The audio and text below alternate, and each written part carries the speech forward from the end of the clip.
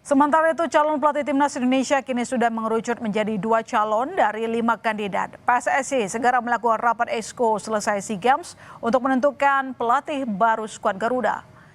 Siapa calon pelatih timnas Indonesia akan segera terjawab. Sebelumnya PSSI mengundang 5 calon kandidat pelatih untuk diwawancara. Namun 4 kandidat yang bersedia diwawancarai dan hasilnya mengerucut pada 2 nama. Meski demikian, PSSI masih enggan menyebut 2 kandidat calon pelatih skuad Garuda. Selanjutnya, PSSI akan menggelar rapat exco untuk menentukan siapa layak nahkodai Jay Ijaz dan kolega.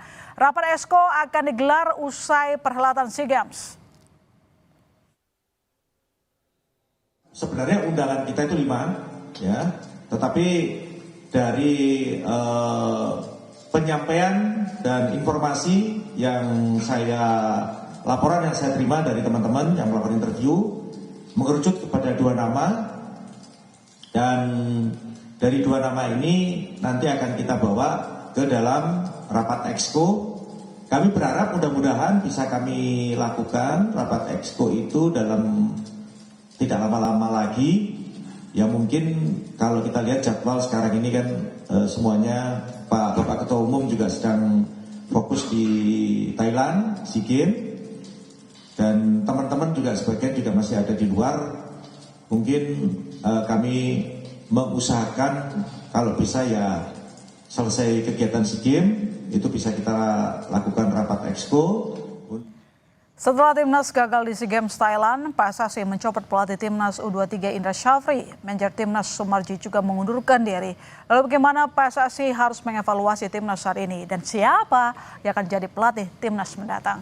Kita ulas bersama sepak bola M. Kusnaini. Selamat malam Bung Kus. Selamat malam Milona. Ya, patah hati. Kita punya harapan skuad Garuda menutup tahun 2025 membawa emas prestasi di SEA Games Thailand, tapi hasilnya jauh dari target. Kira-kira apa yang terjadi dengan susunan pemain yang cukup mewah? Iya benar kalau dikatakan susunan pemain kita cukup mewah kali ini ya. Karena SEA Games kali ini menurut saya kita tidak hanya memiliki skuad yang cukup mewah, tapi juga persiapan yang mungkin relatif lebih baik dibanding negara-negara pesaing kita.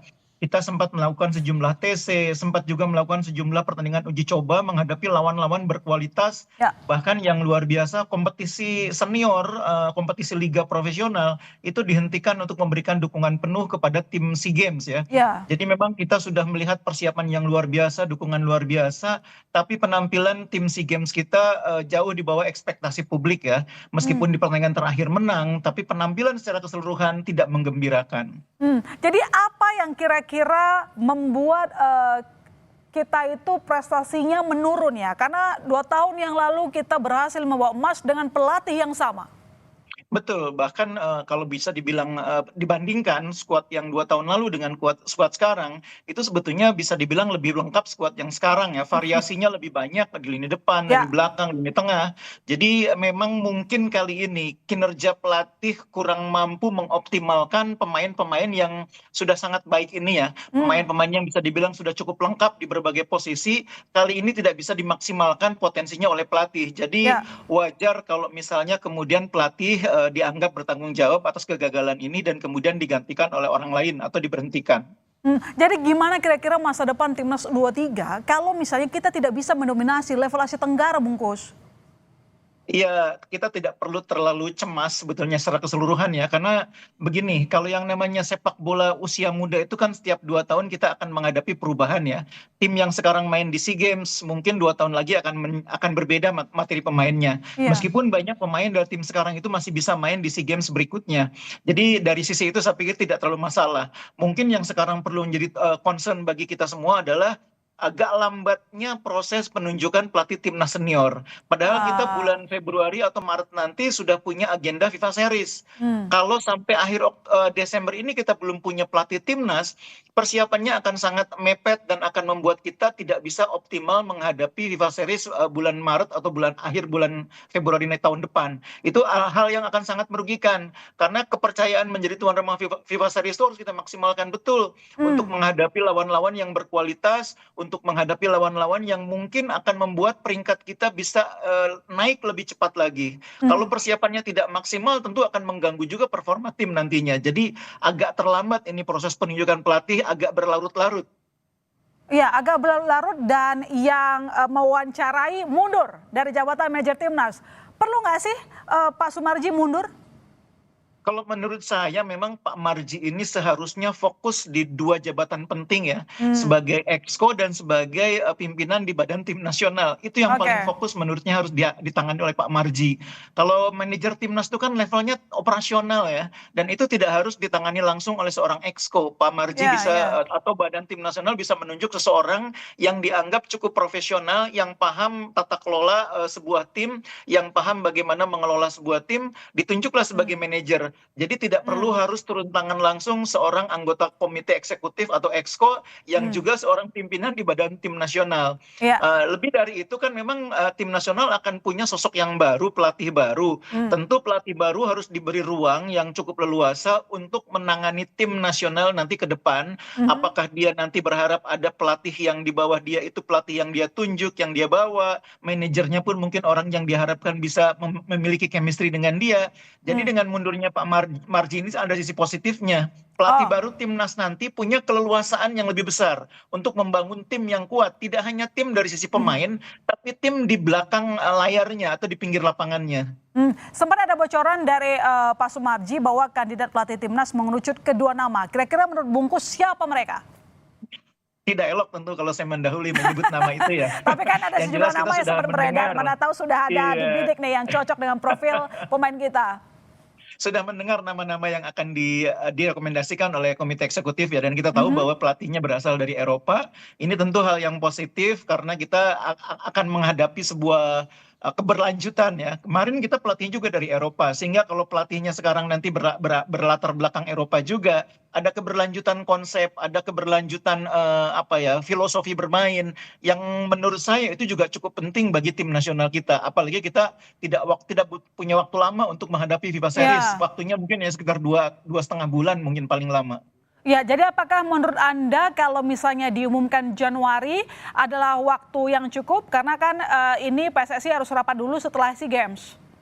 Iya, saya bahkan mengharapkan akhir Desember ini sudah diputuskan. Sehingga Januari pelatih baru sudah bekerja.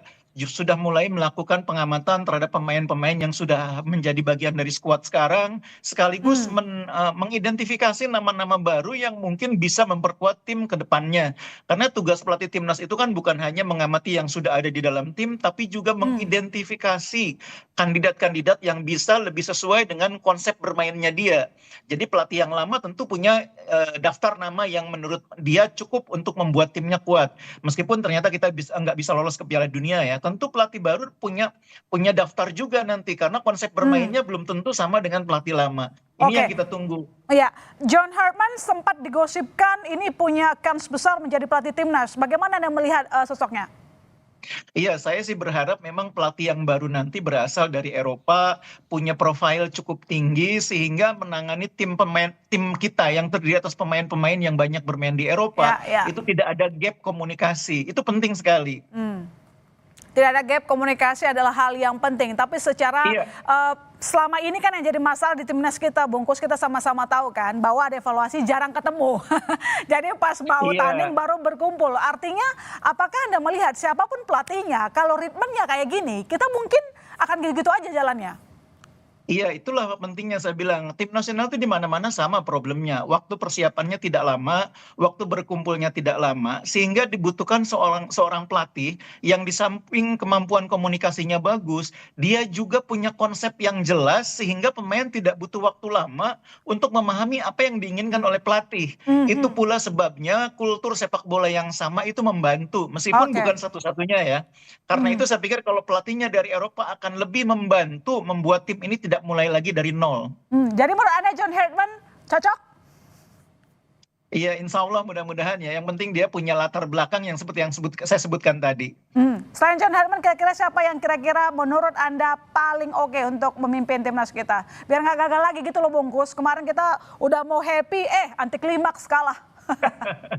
Kalau saya sebetulnya mengharapkan pelatih yang bersangkutan ini pelatih yang sudah paham kultur sepak bola Indonesia ya, atau yang Ah, memiliki latar belakang yang dekat dengan Indonesia. Tapi hmm, dalam sepak bola kan segala kemungkinan bisa terjadi, termasuk ada dua sisi dalam hal ini. hmm. PSSI-nya sendiri maupun pelatihnya sendiri. PSSI-nya mau, pelatihnya belum tentu mau, apa atau sebaliknya. Jadi kita siapapun yang terpilih nanti saya harapkan kita dapat yang terbaik. Jadi apa catatan untuk PSSI agar bisa memenuhi kebutuhan dari profil pemain timnas kita yang mayoritas merupakan pemain luar negeri ya? Nomor satu, segera putuskan ya, karena kita waktunya juga sudah tidak banyak lagi menghadapi FIFA Series. Yang kedua, beri keleluasaan pelatih baru ini untuk memiliki dan Hmm, menerjemahkan konsep permainan yang dia inginkan. Dan yang ketiga, yang oke. tidak kalah penting, kita harus mensinkronkan jadwal liga dengan jadwal tim nasional. Jangan Mhm. ada benturan lagi. Ya, bungkus. Meski disebutkan bahwa PSSI sudah mengerucut 2 nama, tapi Erick Thohir meminta 1 nama lagi. Artinya, apakah menurut Anda Erick tidak puas dengan 2 nama hasil wawancara? Iya, memang yang saya tangkap seperti itu ya, karena Hmm. sepertinya menurut saya beliau menginginkan pelatih yang punya kemampuan melanjutkan apa yang sudah dibuat oleh pelatih sebelumnya. Nah, 2 nama yang saat ini ada sepertinya kurang mampu atau dianggap kurang cocok untuk melanjutkan apa yang sudah dibangun oleh pelatih sebelumnya. Itu yang sebab itu yang saya bilang tadi. Kita sebetulnya butuh pelatih yang punya background paham sepak bola Indonesia atau Hmm. punya background kedekatan dengan Indonesia, itu akan lebih membantu sebetulnya. Cuma kan Mhm. memang di antara 2 nama yang saat ini beredar, kebetulan belum ada yang seperti itu. Makanya mungkin karena itu Ketua Umum meminta calon ketiga. Oke, baik. Tapi sekali lagi karena memang nama John Herdman paling dirumorkan jadi calon pelatih timnas, Anda melihat John ini seperti apa sih cara kepelatihannya, mumpuni tidak, atau seperti apa gayanya dalam melatih? Iya, sebetulnya secara CV memang tidak sekuat beberapa kandidat yang sebelumnya Hmm, sempat dirumorkan ya. Kita oke. tahu ada Grimson di sana, ada Van Bronckhorst. Tapi memang dalam sepak bola seperti yang saya bilang tadi akan ada dua pihak ya. Dua pihak yang akan bekerja sama dan dua-duanya tentu punya kebutuhan dan standar masing-masing. Hmm. Nah, tampaknya standar yang dimiliki oleh nama-nama yang sempat beredar itu ternyata tidak pas dengan apa yang dimiliki oleh standar yang dimiliki oleh federasi, makanya nggak ketemu sehingga akhirnya muncul nama Hetman ini salah satunya ya. Oke, baik. Kita berharap calon pelatih timnas adalah yang terbaik untuk timnas kita Iya, dan meraihkan prestasi yang kita harapkan. Terima kasih Bungkus telah bergabung baik di Ilona. Sapa Indonesia Malam. Selamat malam. Selamat malam.